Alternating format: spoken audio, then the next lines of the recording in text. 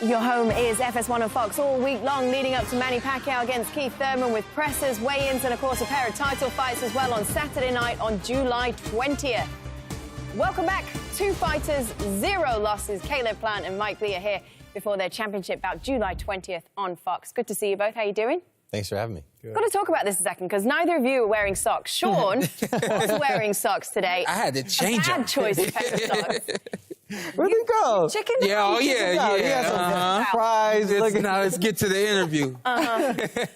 Okay, guys, what's at stake for the two of you in this fight? Caleb, you go first. You're the champ.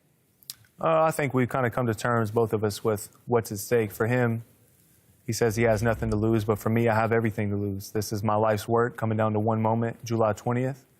It's an accumulation of basically my whole life, 18 years. Right over 18 years to be exact, come July 20th. So I know what's at risk, I know what's at stake, and I'm prepared to do whatever it takes to keep that belt. It's Mike's first fight, at super middleweight. You've always fought at light heavyweight at 175. You're coming down all those pounds. Did you feel like he deserved this title fight at this point in time? For me, I don't really focus on who's deserving and who's not deserving. They come to me with fights, and I say yes. So Peter Quillen and Caleb Truax, they weren't able to get things figured out with the incident that happened in their fight. I'm looking to stay busy. I'm the champ. I don't feel like I should have to wait on anybody. I was inactive last year because of my hand. And this is who they brought. This is a bigger guy coming down. He's undefeated. He's looking to stay that way. And but we're going to find out for sure. Mike, the Subway guy. I got to ask you, though. I can't get rid of that. I know, you won't. Not on this show. Does that get annoyed? But I got to ask, why don't you feel like you have anything to lose? I mean, because I feel like I'm the underdog in this. I know I'm the B-side, you know, and all the press conferences that we've had so far, yeah, we got a little heated, but right off the bat, I said I got respect for Caleb. I got respect for anybody that stepped in the ring, you know what I mean? Especially guys who won a championship. But this is about business, and I know that they want me to lose. I know I'm the B-side. So I got to come into it with that mentality that I will do anything. You're going to have to carry me out of that damn ring. And I'll do anything July 20th to win. So that's kind of the mindset that I have going into it. And the move down to super middleweight, is that a business decision? Yeah, I mean, at the end of the day, when I found out that we had a chance to fight for a world title, I said yes. Yeah, you take those opportunities, of course. I had to take the opportunity, and I was so excited. I mean, I said earlier, I literally started crying when I got that phone call. I mean, it's been a dream of mine since I was 8 years old, laced up gloves for the first time. I mean, this is the culmination, just like Caleb said, of all the years of hard work, pain, sacrifice, scars on my body. And, you know, it's all for one night. And it's a beautiful thing. And I feel blessed to be here, grateful. And I'm putting everything I got into it. You've talked about the fact that you're completely comfortable with the weight cut. You've kind of made out like it's a non-issue. Have you done anything specifically to practice that? Have you practiced weight cuts? Yeah, so we've hired a few new sports scientists and nutritionists. So to be honest, I surround myself with smarter people than me. And so I'm trying to put them around me, and they're telling me exactly what to eat, what to put in my body, and I just have to trust them. I mean, my last fight, I weighed in at 173, and I felt good. I feel like 168 won't be an issue because you need to make 68 the day before, and then 78 because of the sanctioning body. And after that, I can continue to hydrate and move up. So I don't see it as a disadvantage. I see it as an advantage. And why would I look at it any other way, you know? Now, Caleb, are you concerned about him not making weight, coming in bigger? I mean, do you see him as a bigger man?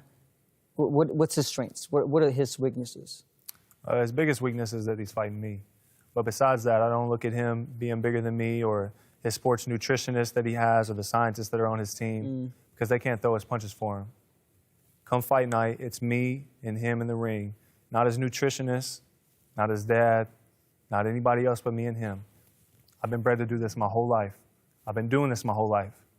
It's the only thing I've been doing my whole life. No distractions, no other avenues or roads, only boxing.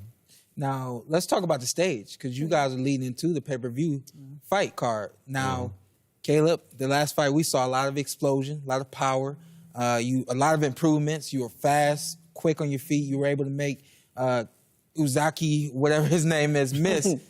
Uzkagidi, make him miss. Did I mess it up again? Yeah, Uzkagidi. Jose. What can Jose. Jose, yeah. What can we expect from you against Mike Lee? You can expect a better and improved Caleb. Every time you guys see me out, you see a better improved Caleb. Come July 20th, you'll see a better improved Caleb. My strength, my speed, my footwork, everything, it'll be on a new level just like you see at every other fight. What do you see in Caleb's game that you feel that you can take advantage of? Well, to be honest, like I said earlier, obviously when we got the call, I said yes right away. And I hadn't seen too many of the other fights. But I've said this since day one. If I'm the best Mike Lee in the ring, I'm not worried about anybody else. I have what it takes. I know I have the power, the strength, the speed, the size to do it. And so for me, it's not being concerned about him or what he says or even the sports nutritionist or anything like that. When the bell rings, I got to be the best me I can be. And that's what I'm super confident in. You shake your head. Why? Because you don't buy it, or because you just think it doesn't matter knowing what you feel? Because the best Mike Lee will still fall short. It doesn't matter how much he comes in. It doesn't matter how well he's prepared. I've been doing this my whole life. Is he going to outbox me? No. Is he going to rough me up like Jose did? No. Is he going to beat me here or here? No. He can't beat me. That's it. Plain and simple. He cannot beat me. That's a fact. I love it. I love hearing that. You know, I want him to feel that way the entire time, underestimate me. I'm going to work my ass off and come out there and, like I said, give it everything I have. So I'm happy he has that attitude.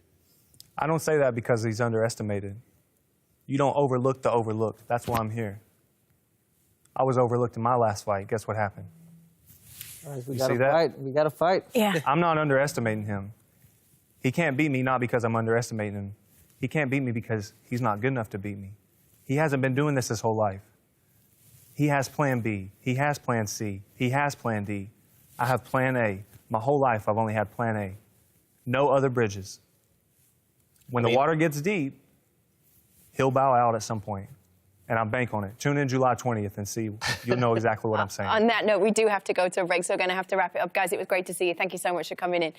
Thank you for watching. Well, if you enjoyed that clip, make sure you click somewhere around here and subscribe. From fight highlights to exclusive interviews, we have got everything you need as a boxing fan right here on PBC on Fox.